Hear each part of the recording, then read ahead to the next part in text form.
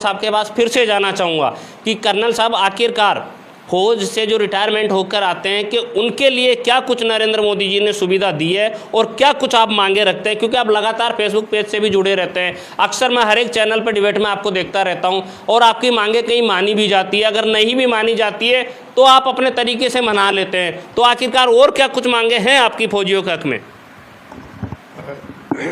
करतार जी बहुत बहुत धन्यवाद, क्योंकि मैं मानता हूं मेरी पूरी चर्चा के अंदर ये एक ऐसा मुद्दा है जो व्यक्तिगत तौर पे समस्या से जुड़ा है। और जब किसी भी व्यक्ति की, राष्ट्र की तो चिंता हम सब करते हैं, बट जहां घूम फिर के शाम को रोटी की बात आती है तो वो कहते हैं कि उन चीज़ों पे भी ध्यान देना चाहिए। देखिए, सैनिकों के लिए मैं देख रहा हूँ कि 3-4 मुद्दे हैं। पहले तो जो सेना के अंदर सैनिक हैं उनकी चर्चा मैं हमारे सेना पे छोड़ता हूँ, वो बात रखेगी पूरी करेगी। पर जो भूतपूर्व सैनिक हैं उनके लिए जो मुद्दे हैं उनकी चर्चा करना चाहूँगा। पर सेना का एक मुद्दा है, देखिए 1 रैंक 1 पेंशन को लेकर के जिस प्रकार से चर्चाएं चल रही हैं, अब कहीं न कहीं उसके अंदर सुधार की गुंजाइश है, जो मैं मानता हूं सरकार कर रही होगी। और बहुत सारे हमारे सैनिक हैं जो उस बात को उठाते रहते हैं, तो मैं तो आग्रह ही कर सकता हूं, क्योंकि मैं उस विषय के अंदर इतना मैं कभी उस तरीके से नहीं जुड़ा हूं जिसका मुझे अध्ययन मैंने नहीं किया है। पर कहीं न कहीं कमी है, उस पर ध्यान देना चाहिए, क्योंकि हर सैनिक तो वैसे भी चाहता है देश के साथ खड़ा हो। तो 1 रैंक 1 पेंशन का एक NFU, नॉन फंक्शनल अपग्रेडेशन। अब क्या होता है साहब, देखिए कि सेना एक ऐसी चीज़ है, मैं प्रधानमंत्री महोदय से भी आग्रह करूंगा, और वो अच्छी भली भांति जानते हैं, जब इतनी चिंता करते हैं राष्ट्र की सुरक्षा की, सैनिकों की, गरीब की, जन कल्याण की, महिलाओं की, बच्चों की, तो ये मुद्दा मैं आप तक पहुंचाना चाहता हूं कि देखिए, जब सैनिक, कोई भी सैनिक है, नौकरी कर रहा है, वो किन परिस्थिति में कर रहा है वो इट्स ओके, पर अगर कोई कारणवश अगर उसकी मौत हो जाती है बिना पेंशन की नौकरी किए हुए, ऑपरेशनल डेथ होती है, तो क्या होता है कि उसको पूरा मान सम्मान मिलता है। पर मानिए कि इतनी बड़ी संख्या है जहां करीब 15 लाख के आसपास सैनिक हैं और अर्ध सैनिक बल भी हैं, तो उनकी एक्सीडेंट है, नेचुरल डेथ है, बहुत चीज़ें होती हैं, तो उस वीर नारी के जीवन के कोई चारा नहीं बचता है। जबकि बाहर किसी भी नौकरी के अंदर कोई भी व्यक्ति की मौत होती है तो उसके लिए उसका डिपार्टमेंट एक नौकरी की व्यवस्था करता है, उसकी धर्मपत्नी जो अब जीवित हैं उनके लिए।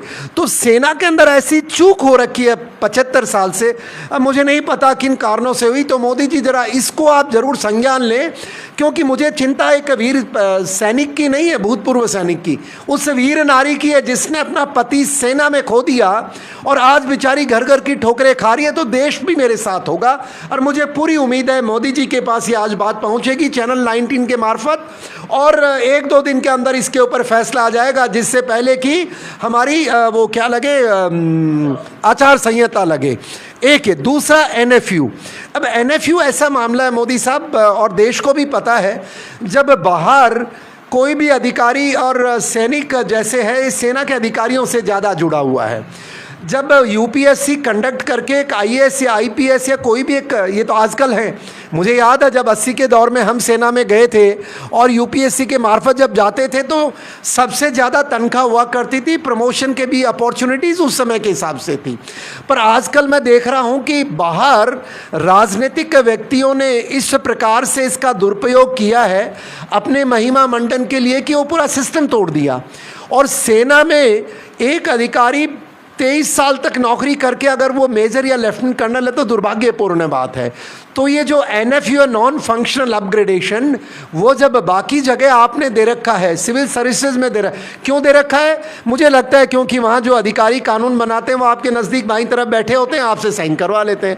अब सेना का आदमी तो आपकी तरफ आता नहीं है, और सेना के जो शीर्ष अधिकारी हैं वो कभी इस तरह की ट्रेनिंग ही नहीं दी जाती हमें कि अपने सीनियर के साथ बहस करना है या उनके आदेश उन्होंने बोल दिया, और वो बात आप तक नहीं पहुँच पाती है। तो NFU जो कोर्ट के अंदर हमारे पक्ष में है सेना के। मैं मानता हूं आप जरा एक कृपया करके इस फैसले का भी चुनाव आचार संहिता से पहला फैसला सुनाएं और सैनिकों के हित का कार्य करें, क्योंकि सैनिक आपके हैं और आप इतने हित के काम करते हैं। और एक जब सैनिक का पुनर्वास की योजना आए, चाहे वो अग्निवीर हो, सामान्य सैनिक हो, जब पुनर्वास के अंदर राजस्थान के अंदर पुनर्वास के नाम पर बहुत सारी विसंगतियां हैं।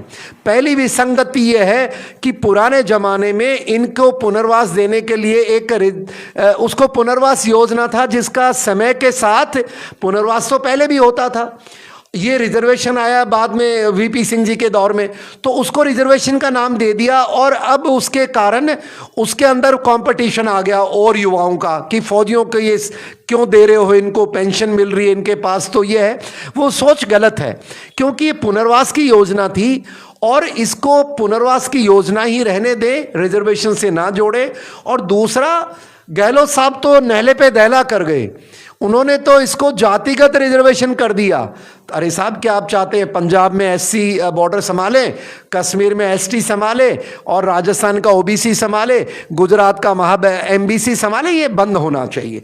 आपसे आग्रह है कि इस प्रकार का राजस्थान के अंदर कानून है और राजस्थान सरकार इसको वापस लेने का हमें पूरा यकीन है। हम रोज देखते हैं किस तरह सैनिकों के हितों के फैसले किए जा रहे, तो ये भी राजस्थान सरकार के मार्फत आप चुनाव से पहले ये करवाएं, क्योंकि सैनिक के मान सम्मान का मामला है और आप सदैव सैनिक के मान सम्मान के साथ खड़े रहते हैं, इसलिए मेरे को उम्मीद है। और इसके साथ एक भूतपूर्व सैनिक या जो सैनिक रिटायर हो गए हैं, उनके जो एक राजस्थान में रेक्सो नाम का एक डिपार्टमेंट है, ये रेक्सो क्या करता है? भूतपूर्व सैनिकों का शोषण करता है। शोषण क्यों करता है? ये रिटायर्ड सैनिक अधिकारियों को नौकरी देता है और इसमें मिनिमम वेजेस जो एक मजदूर को मिलते हैं वो भी नहीं दिए जाते हैं। साहब, आज के दिन 15,000 एक सैन्य अधिकारी को कॉन्ट्रैक्ट पे आप लेते हो, सरकार को ये शोभा नहीं देता। प्राइवेट ऑर्गेनाइजेशन चाहे जो आदमी आपस में अंडरस्टैंड करे, तो ये रेक्सो को या तो बंद कर दो, और अगर चलाना है तो जो आपके द्वारा सेंट्रल गवर्नमेंट द्वारा निर्धारित जो मापदंड है मिनिमम वेजेस का, वो लागू किया जाए। कहां कहां करते हैं? रेक्सो के मार्फत से सामान्य आप लोग भी मुझे करतार जी कहते हैं कि फौजी साहब बैंक के बाहर खड़ा है, इसको 12,000 मिलते हैं, इसको 15,000 मिलते हैं। ये और आजकल तो प्रचलन चल पड़ा है कि कोई रईस आदमी है वो भी फौजी को अपने घर के आगे लगातार बड़ा उसमें प्राइड महसूस करता है, क्योंकि उसको देने कितने हैं? उसको गार्ड वाली कंपनी को 15,000 देने। अरे साहब, सैनिकों का अपमान ना करो। मेरे देश से भी आग्रह है कि भाई साहब, हमें अगर आप नौकरी नहीं दे सकते तो सैनिक को अपमानित नहीं करो। मिनिमम वेजेस वो है जो उसका दीजिए, और नहीं देना तो मना कर दो। तो मोदी जी, ये जो एक हमारी कमजोरी का फायदा अपमानित हो रहा है सैनिक। आपने भी देखा होगा कि जो आपके सुरक्षा में जो सैनिक खड़ा है उसको जो भी दे मापदंड दे सरकार ने कि वो मिलते हैं, पर जो बैंक के बाहर खड़ा है, जवान युवा है, 40 साल का, मजबूरी है, आप उसका कॉन्ट्रैक्ट के नाम पे शोषण करते हैं। अरे राजस्थान में हो रहा है, ये तो मैं मानता हूं जरूर बंद होना चाहिए। इसके साथ आ गया ये सैनिकों से जुड़ी हुई समस्या, जो हमारी वीर नारियां हैं। मैंने अभी आपको बताया राजस्थान के अंदर बहुत सारे जब वीरों ने जो अपने शौर्य के काम किए थे उनको मुरब्बे आवंटन किए गए थे कुछ वर्षों पहले। अब मुरब्बा आवंटन का मतलब है जमीन दी गई थी उनके वीर नारी को, उसके बच्चे को, कि भाई आप अपना घर गृहस्थी चलाएं। और मैं पिछले सरकार का मैं क्या बोलूं, अब कोई मुझे कह देगा साहब आप ये क्या राजनीति कर रहे हैं, पर 550 मुरब्बे उस सरकार के अंदर अधिकारी, मैं मंत्री महोदय से भी मिला हूं, भूतपूर्व सैनिकों को लेके जाता रहता हूं। और ऐसी बात नहीं कि आज कोई स्थिति बदल गई है। सैनिकों का सम्मान तो जब आदमी कुर्सी पे बैठ जाता है वो नहीं करता है साहब। वो 500 मुरब्बों में से करीब 150 आज भी गलत लोग कब्जा करके बैठे हैं। कोई जैसलमेर के आपके कोई एमएलए साहब थे, मुझे याद नहीं कौन थे, उन्होंने तो यह तक आदेश किया था कि रातों रात जमीन मेरे को अपने उन साथियों के नाम करवा ली उन्होंने। और सैनिक आज भी भटक रहे हैं साहब। सैनिक है ही नहीं, वो वीर नारी है। वो बेचारी कहां से जैसलमेर जाएगी। तो कृपया करके मोदी साहब जो भी अपना यहाँ तंत्र है, क्योंकि मैं तो इतना बड़ा हूँ नहीं, मैं तो किसी ऑफिस के बाहर जाऊँगा तो लोग हमें कर्नल साहब कह के तो इज्जत तो दे देंगे, जब काम की बारी आएगी तो जो फौजी बैठा है ना वही कहेगा कि यार ये क्या सर खाने आ गया। तो ये इस तरह की विसंगतियाँ हैं, तो ये मुरब्बे उनको मिलने चाहिए राजस्थान के अंदर। और देश के लेवल के ऊपर भी जैसे मैंने कहा कि जो अनुकंपा नौकरी, वीर नारी की देखभाल, और एक सबसे बड़ा है कि अब सैनिक जो हमारा जब भी रिटायर होता है तो ये पुराना प्रचलन है, प्रथा है। आज भी जब आप देश के अंदर गरीब आदमी को कुछ फैसिलिटी दे रहे हैं दवाई पानी की, जो मैं बहुत बड़ा प्रशंसक हूँ कि आपने गरीब की देखभाल की, मजलूम की हाउसलेस की, वुमेन की। अब सैनिक जब रिटायर हो जाता है, पहले तो क्या था कि सेना के अंदर जो अस्पताल में जाते थे हम इलाज करा लेते थे। आजकल एक अब सेना के कारण हुआ होगा, मैं उस पर वो कुरेद नहीं रहा हूं कि क्यों फैसला किया।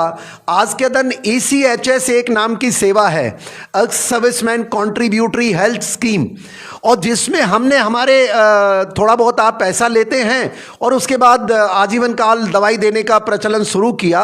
ये विचार अच्छा था, पर अब देखिए सवाल ये है कि आपके पास तो रोज़ कोई आ नहीं सकता, और जो शीर्ष अधिकारी है उनको वैसे भी दिक्कत नहीं है। मैं मेरी बात बता दूं, मैं अगर कोई बड़ी बीमारी भगवान ना करे, छोटी मोटी है तो मैं जाता ही नहीं हूँ, खुद तंग रहता हूँ, क्योंकि कौन जाए कौन वहाँ जाए। उसमें सबसे बड़ी बात है जब दवाई लिख भी देता है डॉक्टर, उनके पास पैसा ही नहीं है। अब मेरे जो सेना के अधिकारी हैं, मैं व्यक्तिगत तौर पे परिचित हूँ, हमारे साथी हैं सेना के काल में, वो अब ये भी नहीं कह सकते पैसा नहीं है, क्योंकि उनको सब डर है, नौकरी करनी है अभी, और ये कह दें कि पैसा है तो दवाई नहीं है। तो ये मामला ये है कि दवाई के नाम पे जो भूतपूर्व सैनिक का शोषण हो रहा है, उसके प्रताड़ित हो रहा है। या तो ये बंद करो कि आप हमें दवाई देते और वो कार्ड लाओ और ये लाओ, और जैसे पहले था सेना के हॉस्पिटल में हमारा इलाज होता था वैसे होने दो ना। आप जो डॉक्टर यहाँ लगा रहे हैं वहीं लगा दो, उसी हॉस्पिटल में एक साइड में दूसरी तरफ वार्ड लगा दो। अगर हम भूतपूर्व सैनिक अब सेना के काम के नहीं रहे तो ऐसा नहीं करो। इनकी दवाई की बहुत बड़ी गंभीर समस्या है। मैं जयपुर का एग्जांपल दे दूं, अधिकारी क्या करेगा, जो ECHS के अधिकारी हैं या हमारे जो कमांडर साहब क्या करेंगे जब पैसा ही बजट में नहीं है। दवाइयों के दिल्ली से आदेश आते हैं, ये दवाई खरीदी जाएंगी, ये नहीं खरीदी जाएंगी। अब झुंझुनू से कोई जयपुर दवाई के लिए आता है, आप सोचिए वो एक बुढ़ा आदमी है, और जब आकर के यहाँ जब करता है तो वो उसको दवाई लिखवाता, दवाई के बाद कहता है ये दवाई नहीं मिलेगी। तो ये बहुत बड़ी गंभीर समस्या है। और एक समस्या और है भूतपूर्व सैनिकों की। अब करतार जी ने मौका दिया तो मेरे को भी यादें आ रही हैं, क्योंकि मैं ज़मीन पे जाता रहता हूँ और मैं सामाजिक जीवन में हूँ मोदी जी, इसलिए मैं काम करता हूँ। एक बड़ी जो भूतपूर्व सैनिकों से जुड़ी हुई समस्या है, जैसे दवाई की मैंने आपको बताई, मैं भूल गया, आई एम सो सॉरी। चलिए मैं मानता हूं ये समस्या है, मैंने बहुत सारी गिना दी सैनिकों से जुड़ी हुई। और एक यहाँ डिपार्टमेंट है भूतपूर्व सैनिकों का, एक सैनिक कल्याण विभाग है। उस सैनिक कल्याण विभाग को मैं सरकारों को दोष नहीं दे रहा हूं, न मैं अधिकारियों को दे रहा हूं, पर एक गड़बड़ है साहब। गड़बड़ यह कि देश में जब तक नौकरी नहीं मिलती तो नौकरी के लिए आदमी प्रयास करता है, जब नौकरी मिल जाती है तो समाज के लिए अब देखिए ना, अब ये जिला सैनिक कल्याण ऑफिसेज हैं, इसके अंदर किस तरह से जगह की कमी है। राजस्थान इतना पुराना स्टेट है, और मैं तो कहता हूं मोदी जी ये सेंटर के अंडर क्यों नहीं लेते आप? ऐसी कौन सी, आप एक तरफ तो कहते हैं पैसे की कमी नहीं है, हिंदुस्तान का कलेक्शन करोड़ों में हो रहा है, तो क्यों न सेंट्रल तरीके से सैनिक कल्याण अधिकारी बैठाया जाए और एक बिल्डिंग के अंदर उनका ECHS भी हो जाए, उनका जो एक सभागार भी हो जाए, उनका अधिकारी भी बैठ जाए, और उनका वो जो रेस्ट रूम होता है, जो गेस्ट रूम जो ऑथराइज होते हैं, वो एक दीवार के अंदर क्यों नहीं हर राजधानी के अंदर हो जाए। क्योंकि सैनिक जब ये रिटायरमेंट बाद आते हैं तो बहुत बड़ी समस्या होती है। एक बड़ी बाहर नैरेटिव है, मैं खुद भी महसूस करता हूं, जबकि मैं ज़्यादा इससे इफेक्टेड नहीं हूं। जब जो कैंटीन सुविधा है, अब कैंटीन सुविधा देखने में आया कि कार्ड बना, बहुत अच्छी बात है, प्रोग्रेसिव होना चाहिए बदलाव के साथ। अब जब भूतपूर्व सैनिक कोई भी सैनिक कैंटीन जाता है, उसको जो कोटा निर्धारित है, अब बताओ मोदी साहब, और मैं सेना के अधिकारियों को भी बोलूंगा कि कहीं न कहीं brothers you are also faltering, कहीं गड़बड़ आपकी है। मोदी जी को क्या पता बेचारे को, वो क्या जानते हैं कि कैंटीन में क्या है। अब आप लोग कहते रेजर 2 मिलते थे, अब 1 मिलेगा। अरे भाई, किसी को रोज दाढ़ी काटनी, आपको क्या दिक्कत है। कुछ जवान बोल रहे थे मुझे कि साहब साबुन लेने जाओ, मैं 10 की जगह मेरे को कहते हैं तू 8 ही ले ले। अरे भाई, आपको दिक्कत क्या है। क्यों? क्योंकि कोई सिविलियन कहते हैं। दारू के ऊपर लोग कहते हैं फौजियों के मजे लगे हुए। अरे भैया, सिविलियन भाइयों, देखिए मजे लगे हैं, पर अब कोई व्यवस्था है। आपको भी तो पहले तो फौजियों के बराबर तनख्वाही नहीं मिलती थी किसी को। दो मुझे याद है 80 के दशक में सबसे ज़्यादा पे अगर मिलती थी तो सैनिकों को मिलती थी। और आज तो ये हालत है, सैनिक अधिकारी 20 साल तक बेचारा मेजर बैठा है, और बाहर आपका एक अधिकारी बनता है वो 7 साल में, क्योंकि राजनीतिक लोगों की मेहरबानी है, उसका स्केल बढ़ा करके पता नहीं कौन कौन से स्केल बना दिए, मुझे तो आज तक नहीं पता है। तो जो कैंटीन की सुविधा है उसमें भी आपने रोक टोक लगा रखी है। 5 साबुन नहीं देंगे, 1 घी का डब्बा नहीं देंगे। मैं खुद एग्जांपल देता हूँ। एक दिन कोई मैंने टूथ ब्रश खरीदा कुछ, तो मैंने कहा यार आज 4 महीने बाद मौका मिला है, 7-8 ले लिए एक साथ, बीवी है, बच्चे हैं, 2-4 घर में गेस्ट भी आते हैं। तो वो कहता है, उसने काट के आधे काट दिए, कहता है सर नहीं। तो मैं जब मेरे साथ में ये मुश्किल दे, तो ये जो कोटा के अंदर जो कमियां करी है आप फिक्स कर दो ना। आप चाहे 100 खरीदो इसके अंदर, चाहे 100, वो उसकी मर्जी है, जितनी पेंशन है ले ले। पर ये 2 ब्रश, 1 दारू की बोतल, ये सैनिकों को तंग करने वाला काम बंद होना चाहिए। और ये सेना के मैं अधिकारी से भी कहूँगा, ये गवर्नमेंट का नाम ला ले, आपका भी जिम्मेवारी बनती है, बिकॉज आप वहाँ पहुँचे हैं उस स्केल पे। सो प्लीज़ ये जो छोटी मोटी एक्स सर्विसमैन की प्रॉब्लम्स हैं इनको एड्रेस करें। और जिस प्रकार से अग्निवीर को आपने, मैं अग्निवीर अगेन आ गया है।